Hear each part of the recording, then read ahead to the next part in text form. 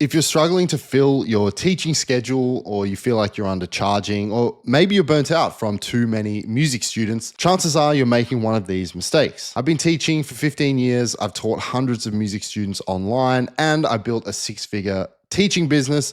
So now I'm going to show you how to avoid the biggest mistakes I see musicians making with their private music lessons. So the first biggest mistake that musicians make is trying to appeal to everyone with their teaching.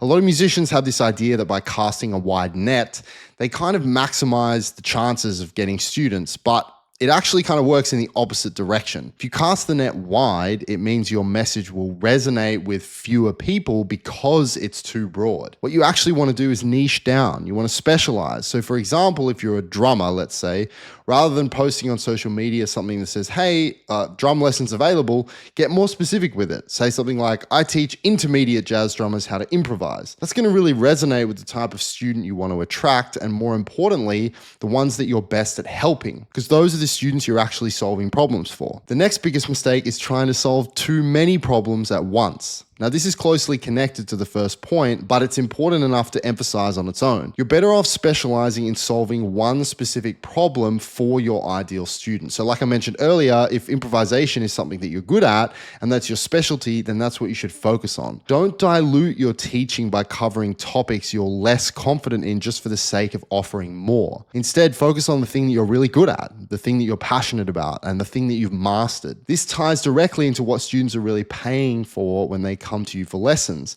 They're paying to solve problems. They're not just looking for music lessons. There's usually a specific reason they're reaching out, some kind of pain point, a frustration, or a goal that they haven't been able to hit on their own. Your job isn't to be everything to everyone. It's to be the perfect guide for one type of student with one clear problem to solve. And that's why you don't want to spread yourself too thin, trying to solve every possible problem under the sun. I've got a video that dives a bit deeper into this topic. You can click here if you want to explore that further. This leads well into the next biggest mistake, which is charging by the hour. The main reason why this makes little sense is because we want to get away from the idea that students are buying time. They're not buying time, they're buying results. If I'm a student looking to learn a language, let's say Spanish, and I see two different ads from different teachers, and one of them says, I charge $60 an hour for Spanish lessons, and the other one says, I'll teach you basic conversational Spanish in 3 months for $250 a month, which one am I going to go with? Probably the second one, because it's outcome focused. The differentiating factor between the two is that one of them is selling a result and the other one is selling time. Now, of course, there are hours involved, right? You're still going to be teaching for a certain amount of time, and you're going to have to calculate to some degree what your hourly rate is in order to come up with your pricing structure. But the main reason to mention this is to detach from thinking in hourly terms and instead think in terms of outcomes. And that's why the first two mistakes are so important, because they set you up to know what problem you're solving and therefore what result you're charging for. You're much better off charging a monthly or even a package rate for the outcome your students are trying to achieve rather than per hour. The fourth mistake is charging too little. Look, it's no secret that musicians across the board are guilty of undercharging, like criminally undercharging. And I think just in general, people still charging hourly rates are often charging the same rates that they were charging 5 or even 10 years ago, which is kind of wild, honestly. And in my experience, a lot of musicians I know, they do this because they think people won't pay more. And that's the long and short of it. They're worried that if they raise their prices that no one will stick around, but it's just not true. When you raise your prices, a few really important things happen. Firstly, it creates even more leverage for a student, to be committed, to show up, and to really value what you're teaching them, because they've invested in it. It also creates more leverage for you as a teacher. It pushes you to become a better teacher, to improve your material, to provide more value, because now you've got skin in the game as well. And look, the market will always have affordable options. There's an endless list of low-priced online alternatives now. Students have options, okay? But you don't need to undercut yourself to compete with giant companies companies that have massive budgets and resources. So instead of entering a race to the bottom, you go in the opposite direction. Charge more, set premium prices, and don't be afraid to raise your rates. Especially if you're fully booked, raising your rates is one of the easiest ways to earn more and regain some of your time. Even if you lose a couple of students, you'll get that time back. You'll hopefully earn a little bit more and you'll likely become a better teacher along the way. I have another video here that goes deeper on pricing, so check it out. We can talk a little bit about, what you should charge and how to create a pricing structure that actually complements your musical career goals. One of the direct results of not charging properly is this: you end up taking on too many students. A lot of musicians are in a situation where in order to survive, they have to teach. And it becomes the backup plan. And maybe you started out with the dream of touring or playing gigs or doing live shows, but it's not always realistic, right? You need something stable to support yourself while you're pursuing these things. And for many of us, that becomes teaching. But when you're undercharging, you end up needing to take on loads of students just to make ends meet. So one day of teaching turns into 2, then 3, and then 5. And before you know it, you're a full-time music teacher. Now, that's totally fine, obviously, if that's what you want. But for a lot of musicians, that's not why they got into music. And what you need is a balance, right? Something that supports your music career and your creative goals. Because if you've got a packed schedule with too many students, you won't have the energy left to put into your own music. A lot of musicians also rely on word of mouth to get new students, or they occasionally post something on Instagram and kind of just hope someone reaches out. And sure, sometimes it's going to work, but let me ask you this.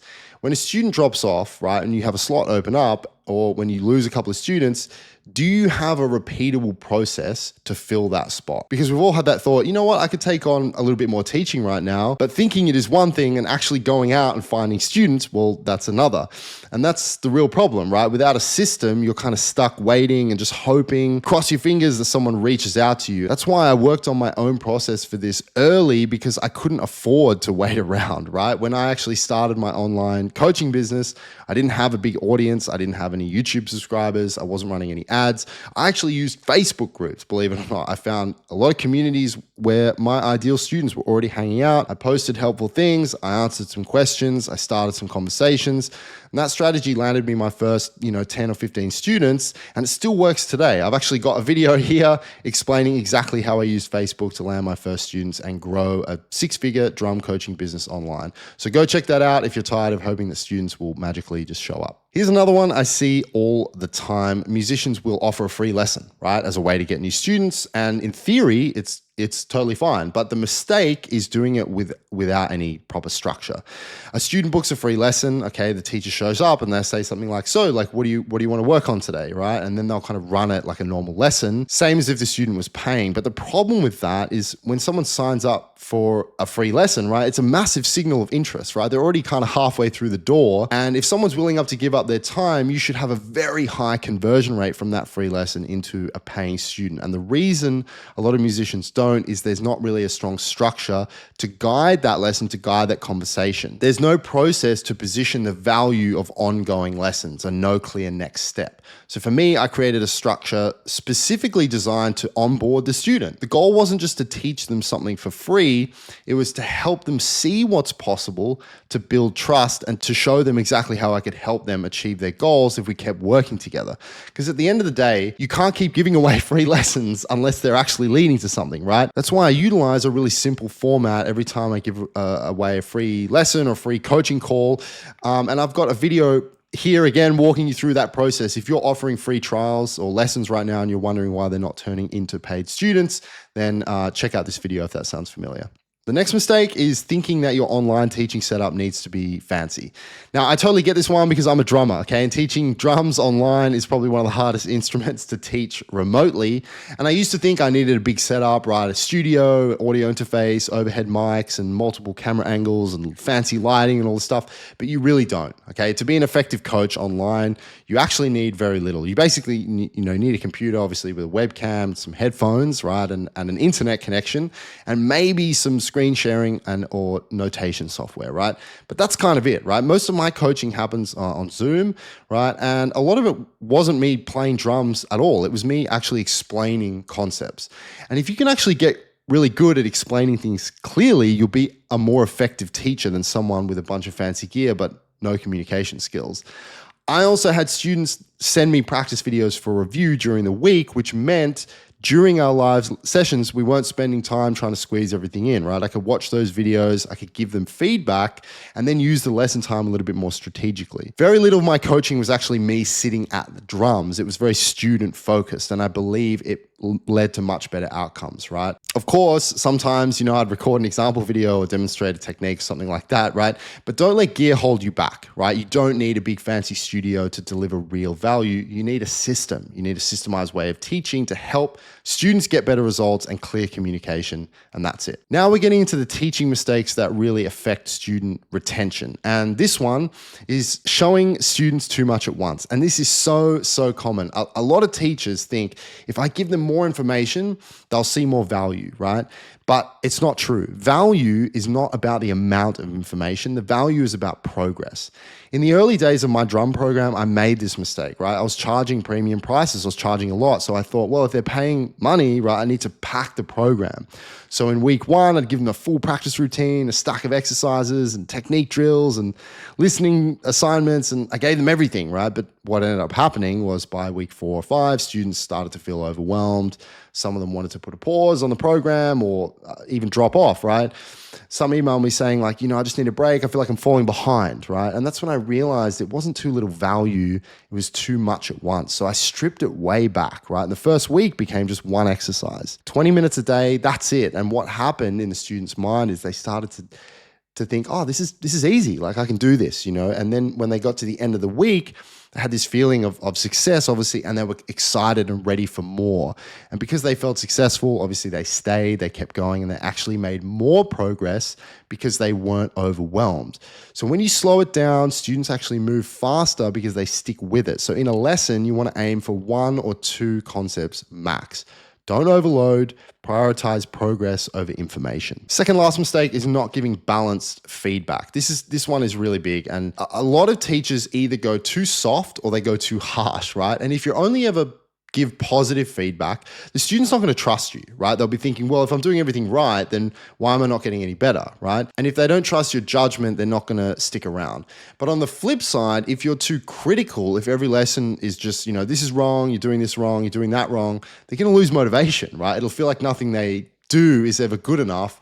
And again, they'll drop off. So feedback has to be balanced, but not in a cheesy kind of compliment sandwich kind of way. The way I think about this is don't label things as good or bad, just describe what actually happened, right? So instead of saying like, that sounded bad, right? You would say like, this part was rushing a bit, right? You're ahead of the beat here. And then you follow it up with something like, but the tone you had while you were playing that section was excellent, right? And that word but does a lot of heavy lifting there. It actually makes the feedback easier to hear. If you say the good thing first, but then say but, it kind of cancels it out, right? If you put the critique first and then the positive, the student walks away feeling encouraged and informed. So structure your feedback so that it helps them improve and stay motivated. I have a longer video here also that shows you kind of how to keep students more long-term, and you can check that out by clicking here. The last mistake, and it's a subtle one, but it is very important, is not connecting the exercises you give to the outcomes the student wants. You might assign a scale, a rudiment, or some kind of technique drill, right? But if the student doesn't understand why they're doing it, they're not going to be excited about it, okay? They'll go through the motions, but they're not going to feel connected to the process. And here's the thing, you don't want to assume the student understands why they're working on something. Even if it seems obvious to you, you should always be able to explain the context to them. You should always be able to tie it back to their goals, to the reason they're here in the first place. So instead of just saying, practice these scales, like we're working on these scales because the songs you play are in this key, right? And they utilize these scales, right? It'll help you feel more confident navigating through these progressions. Or if you're a drummer, this sticking pattern is going to help you with the fill that you've been struggling with, right? Every task should have a concept, right? Motivation comes from relevance. And the worst thing you can do is tell a student to do something, just because it's good for them. It's like telling a kid to eat vegetables because they're healthy. It doesn't work. If a student doesn't see how what they're doing leads to progress on the thing that they care about, they'll drop off. And once they drop off, it doesn't matter how good your lessons are, they're gone. Thanks so much for watching. Subscribe if you found it useful, and I'll see you in the next video.